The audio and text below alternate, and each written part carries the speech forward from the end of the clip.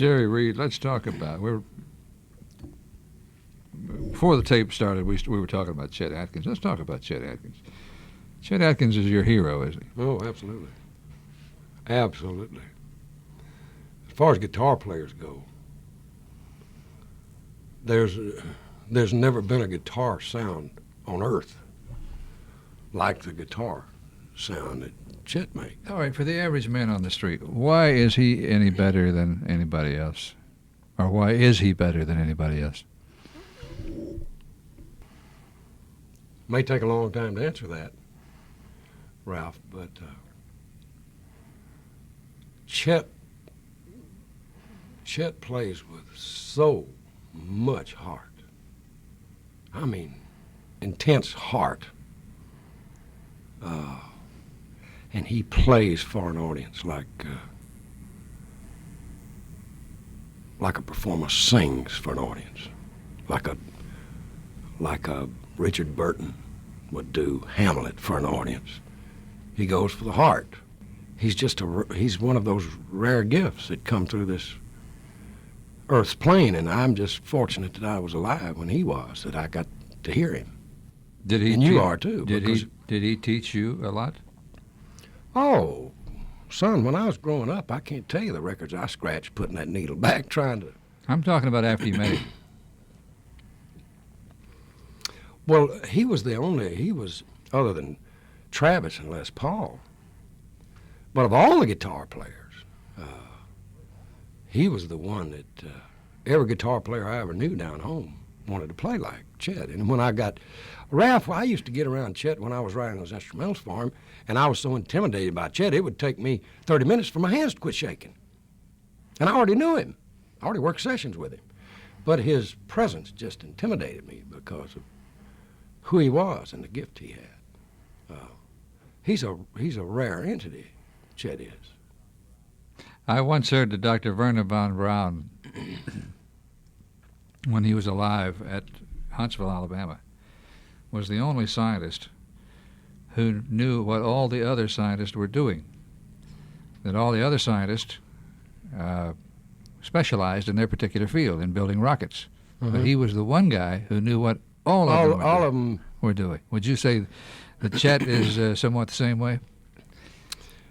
Well, not only is Chester gifted, but what you're saying is, theoretically, is he a whiz, a genius? And he is, yes. Tell him, I think it's a wonderful story about the guy who came to see him from Alaska. Oh, we were chatting a while ago about working in Vancouver. And a guy drove all the way from Alaska down to that concert just to see Chet Atkins play that guitar. And I never will get over that. I just really, I was working with, it was Chet, Boots, and Floyd. Boots Randolph, Floyd Kramer, the Festival of Music. You remember that? Mm-hmm. And I used to travel with them. Well, when I heard that, I nearly fell over. I couldn't believe it. It was something like 1,500 miles. Well, I don't know nothing, and I know when you can inspire somebody to drive 3,000 miles round trip to hear you whomp a guitar, you got something going that ain't a whole lot of us got going. Now that at best is an understatement, I guess. Jerry Reed, let's talk about your new movie. It's a project that is yours. You raised the money, you produced it, directed it, and must be very proud of it. Yes, I am, Ralph. I am very proud of it. It's called What Comes Around. Question, I guess, is, well, why did you do it, Reed? And I did it because I wanted to do it. Ralph, see what, I don't know if you know, I don't know if I've ever told you. I've told several people this. Well, when I was in high school, when I left grammar school to high school,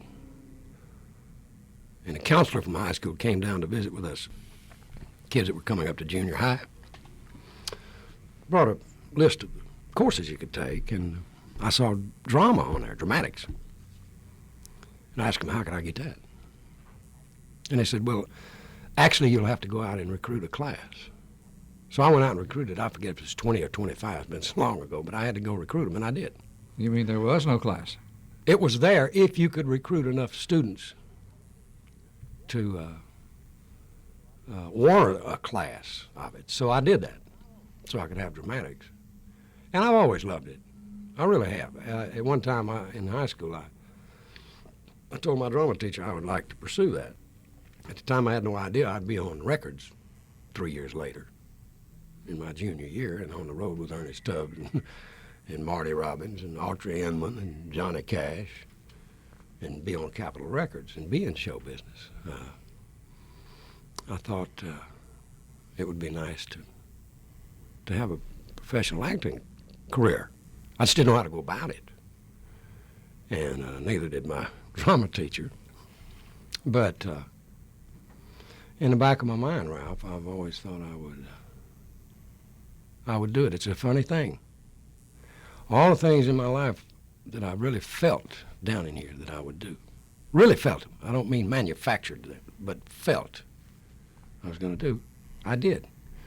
And lo and behold, I got a chance to be in a picture with Bert in WW and the Dixie Dance Kings with a major star. And it started something.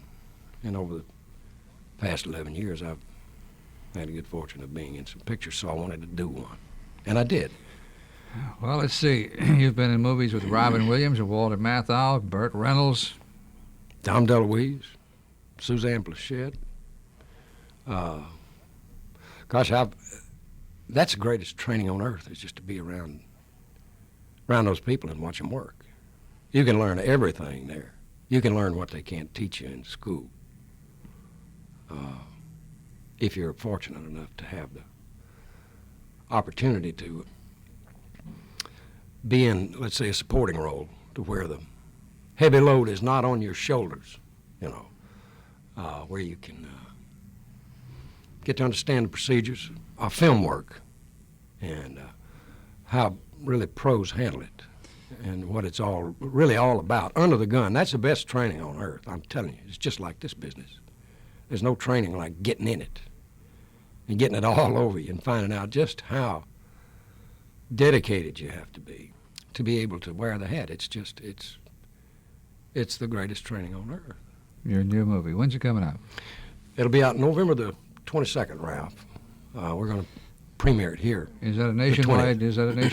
No, I'm releasing 200 prints. I'm releasing this whole thing myself. You're talking to the distributor of this picture. It's my baby. The whole package is Jerry's. Well, will this be seen in most parts of the country? It will be seen all over the country. It will take us probably a better part of a year to do it. To distribute it nationwide. First, we'll work the southeast. We'll work the regions. We'll work southeast, southwest, northeast, northwest. Then Canada. And I assume you have European rights. Yeah, those are your ancillary rights. You sell your foreign rights. You'll sell network and video, and your home box office and things like that. You've also signed with Capitol Records, haven't you? Yes, I have. And so there will be records to come out with the movie. A soundtrack of the movie. Yeah, it's about two brothers. I'm the older brother, and Bo Hopkins plays my younger brother, and Barry Corbin plays my manager, and Artie Johnson plays a private detective that my manager hires in the picture, and the music that Joe Hawkins, which is the character I play, is in the Capitol album. And it's funny, movie's called What Comes Around, and here I am signing with the first label I was ever on in 1955. That's right. Kind of scary, isn't it? Just like a rabbit, you're running in a circle. That's it. Is there going to be a single from the picture? Yeah, we'll come with the title song of the picture of What Comes Around. What's the story about?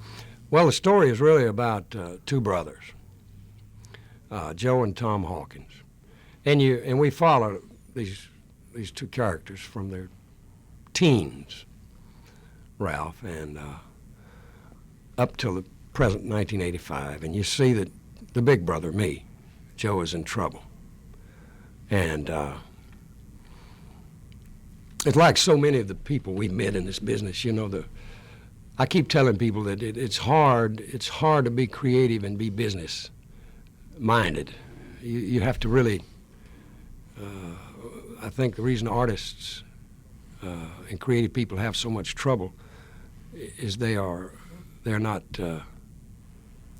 given to good business thinking, because that's not where their time is spent. It's spent being creative, and that's the only real impact that they can have on the public. And so consequently, they get in a lot of trouble. Well, Joe gets in a lot of trouble. That's the character you play. Right. And his brother Tom, the story is all about how the two brothers love one another. And so you see Tom coming to help that big brother, and what happens after they get together. And there's a lot of comedy in this picture. Oh, sure. You know, the thing about this picture, Ralph, is that what will jump off that silver screen at you, is the heart and the feeling and the joy and the love, because it was all over the set. You know, and the actors were bringing it to that camera. It's probably, and not probably, it is the best shoot I've ever been on in my entire life. I think the thing that intrigues me and will intrigue a lot of families is the fact that you can go see this picture. Everybody. And not be insulted by it. Not a lot of violence, not a lot of filthy language. Well, you know, violence, Ralph, is, what am I trying to say? And yet let me say it's not dull. It's a good story. No. It's a great story. We have violence in the picture. We have a lot of violent things happen in the picture, but they're not fatal. You know, the thing I disapprove of is not so much violence, because when I was a kid growing up, you go to a war movie, all you're seeing is violence. And I saw the G-men and the cops and robbers when I was a kid. So did you. John Wayne. The thing that they're doing today is they're just so graphic with it. I don't mind seeing somebody blown away. I just don't want to get in and see the microscopic detail of their colon being blown around their neck and being walked on. I don't like to see their brains fall out in the street. That's not entertainment.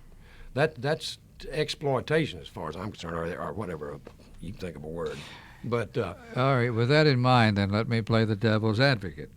All right. You were in a picture with Burt Reynolds. Yeah. And you were a bad guy. You had a sawed-off shotgun. Mm-hmm. You shot a lot of people. Mm-hmm. That bother you? Well, no, it didn't, Ralph.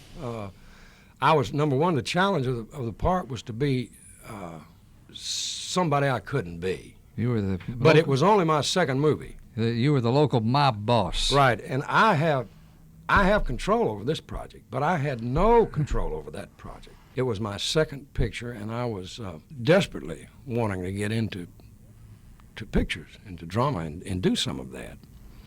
And the challenge of the part was really Bert's challenge as much as it was mine. And I told him at the front end, I said, well, how are you going to make me bad? Look at me. You know, I'm a 150-pounder creeping hell, ain't I? Now, how you going to really make me bad? He said, well, don't worry about it, Jerry. Here's the way we'll do it. And so he put Big Bill Ingesser, That's funny. 7'4", beside me. He said, now you can smile and grin and be that charming down-home guy, and they turn around, you hit him over the head. And you got this big guy that'll take care of everybody. Yeah, there's nobody going to mess with you as long as Bones is standing there, because, you know, he'll jerk their head off and use it for a bowling ball. And so that's the way we played the whole part, and I think that's what made it work. Are you happy? Are you happy with what comes, Ralph? Yes, I am, Ralph, for a lot of reasons. I had a lot of questions about being able to direct a cast. Is it and hard? have a crew follow me and realize that, hey, I'm not telling the world I'm the greatest director on earth. I just say I can play cowboys and Indians with some actors if they will do it, and they will trust that I know where I'm taking this project, and a lot of great things I learned with this picture with my first effort, Ralph, and it took a lot of the scare out. You know, we were talking earlier about fear, and you really have nothing to fear but fear itself. Is it difficult to direct yourself? See, there are scenes where you... It's all of it's difficult for me, Ralph. I got to tell you, I had to sit and look at this because I'm the producer, I'm the director, and I have a part in it, so I have to look at it. If I had my druthers, I would never look at me. I would never listen to me professionally. I just have no stomach for it. I really don't. And the first picture I ever went to see dailies on it, I was in if you could have took my blood pressure, it would have frightened you. My heart was pounding up into my throat. I said, WW and the Dixie Dance King? I said, yeah, I'm fixing to look at me. And my heart went, I don't want to see me. I don't want to see me. Did I ever tell you that I saw WW and the Dixie Dance Kings in Venice, Italy? Yes, you did. With Italian overdub? Yeah. Little guys going... And I said... Isn't that incredible? I looked at that and I said, look at Reed. Reed don't talk like that. Somebody was telling me they saw Smokey and the Bandit over there in Germany. And you stop and think about those characters speaking German. It's got to be hilarious to us, you know. Can you see Jackie Gleason in German? A German version of Jackie Gleason? No, I don't. I don't know how you'd make a German version of a Jackie Gleason. I don't. I was thinking about All in the Family. Help me. Well, you would say it while we're on the air. And I love Archie Bunker. Archie Bunker. Can you see him in German? Jersey, Germany. What about the future? You going to make any more pictures? I want to. Or are you going to wait? Or are you going to wait this one out and see what this one does? No, I want to do another picture. Prissy and I talk about it around breakfast as early as today, or as late as this morning. We were still talking about it. I want to spend the rest of my life in creative work, creative endeavor, music and pictures. And I'll go back a little. What I admire so much about Chet is he had that desire to discover and make known new talent. I think you pay the business back that way. And you know as well as I have how long I've been in this business and how good it's been to me. And you know, performing as hard as you did when you first started is something you just can't do when you start getting down the road 20, 30 years. And my heart and guts and mind want to direct what intensity I do have left. So you want to make pictures for as long as you can? I want to, yeah, in theatrical work and for television. And I really want to discover some great talent. There's so much great talent out there. How about performing on stage? Well, nothing will ever take the place of that. And I hope to God I never quit it, Ralph. But you don't like to beat yourself to death doing it. So how many dates do you work a year on the road? Well, I've never worked 250 days. I just can't. Money doesn't mean that. Never has meant that much to me. Because I'd do this business for nothing if I could just eat 3 square meals a day. I couldn't love it anymore. You know, and the money is a result of it, I guess. But I guess I'll average 90 to 110 dates a year. Well, you're still talking about traveling. Well, 200 days in all to get there and get back. But I could never travel. I could never travel and work 200 shows a year, something like that. I think last year we worked, 85 dates, something like that. And that's plenty. From there up to in your 90s, because you're gone quite a bit working that many shows.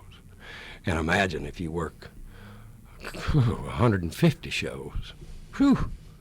I talked to Kenny Rogers the other night, and I said to him, why don't you ever come do my show? Because he said, hey, I understand your show is doing very well. Talking about Nashville Now. I said, we'd love to have you come and be on it. He said, I work 225 days a year. He said, I don't have... Yeah. That's a lot of... But you know, Ralph... That's a lot of traveling.